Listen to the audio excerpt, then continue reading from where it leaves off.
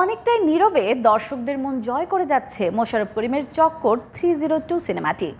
দর্শকদের প্রশংসায় ভাসছে এই সিনেমাটি, একই সাথে হাউসফুল যাচ্ছে প্রতিটি শো। বিস্তারিত জানবো এবারের সেগমেন্টে। আমি এখানে অভিনেতা হাসান চৌধুরী হিসেবে আসিনি, আমি এসেছি একজন বাবা হিসেবে। নাটক, সিনেমা, ওটিটি তিন মাধ্যমেই সফল তিনি। কলকাতা সিনেমায় অভিনয় করেও কুড়িয়েছেন প্রশংসা। ঈদের দিন থেকে প্রেক্ষাগৃহে মুক্তি পেয়েছে মোশাররফ করিম অভিনীত সিনেমা চক্কর 302। ভালো চক্করে পড়ে গেলাম। কামটা কি ঠিক হইলো মনে হচ্ছে? এটি পরিচালনা করেছেন শরাফ আহমেদ জীবন। ছবিটা যেহেতু অডিয়েন্সের ছবি, অডিয়েন্স যখন অ্যাকসেপ্ট করা শুরু করবে তখন সেটার জয় জয়কার হবেই। দর্শক যখন অ্যাকসেপ্ট করবে, দর্শক যখন সাপোর্ট করবে, দর্শক যখন নিজেদের মতো করে নিয়ে নিবে, তখন কেউ আটকে রাখতে পারবে না। এইটা আমি বিশ্বাস করি এবং আমার টিমে একাংশ এখানে আছে এটা বিশ্বাস করি। সিনেমাটিতে মোশাররফ করিম অভিনয় করেছেন একজন পুলিশ কর্মকর্তার চরিত্রে। প্রথমেই বলেছি যে দর্শক গ্রহণ করবে, এটা আমি যেদিন প্রিমিয়ার শো দেখলাম সেই দিন আমি একদম ফিল করলাম ভীষণভাবে যে না, এবং সেটা আমরা যারা অন্যান্যরা অভিনয় করলাম তাদের সকলের সঙ্গেই যখন জিজ্ঞেস করলাম যে কী মনে হলো, আমার মনে হচ্ছে যে এটা দর্শকের ভালো লাগবে। তো ঘটনা তাই ঘটছে। আমি খুবই কৃতজ্ঞ যে আমাদের অডিয়েন্স এই সিনেমা গ্রহণ করছে এবং গ্রহণ করতে চাচ্ছে, তাদের ভালো লাগছে।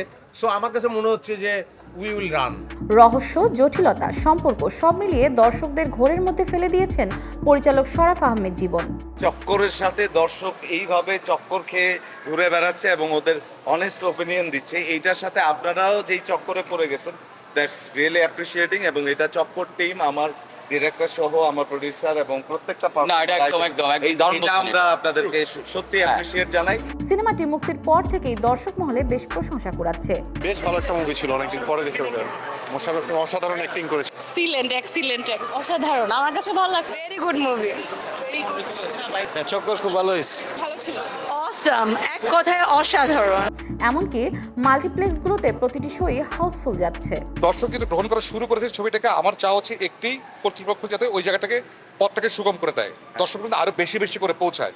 যদি দর্শক না হতো তাহলে আমি এটা কোনো কথাই বলতাম না আসলে, তার মানে আমাদের ছবি ফেল করেছে। বাট যেহেতু দর্শক দেখছে এবং নিচ্ছে, দ্যাট মিনস ভিতরে কিছুটা আছে, তো অন্য দর্শকদের কাছে কেন পৌঁছাবে না, এটাই আমার চাওয়া। অনেকটা নীরবেই সিনেমাটি দর্শকদের মন জয় করে চলছে। তো খুবই ভালো লেগেছে। ইট ওয়াজ লাইক নিউ এক্সপিরিয়েন্স, মানে ফ্যামিলি, পুরো ফ্যামিলি শো। আমরা ফ্যামিলি সবাই, কাজিনসরা সবাই এসেছেন। We are like from the very beginning to last সবাই টোটালি এনজয়। অনেকই ভালো, খুবই ভালো, ভেরি আনএক্সপেক্টেড। যেভাবে মুভিটা শুরু হয়, মানে শুরু থেকে শেষ পর্যন্ত প্লটটা খুবই আনএক্সপেক্টেড ছিল। লাস্টে গিয়ে মানে খুবই হোলসাম একটা মোমেন্ট ছিল। খুবই ভালো, আসলে অনেক টার্ন এন্ড টুইস্টে ভরা, খুব চমৎকার একটা সিনেমা আসলে। Fantastic, it's a very nice movie, I enjoyed. সব মিলিয়ে এবারের ঈদ যেন সিনেমাময় হয়ে উঠেছে।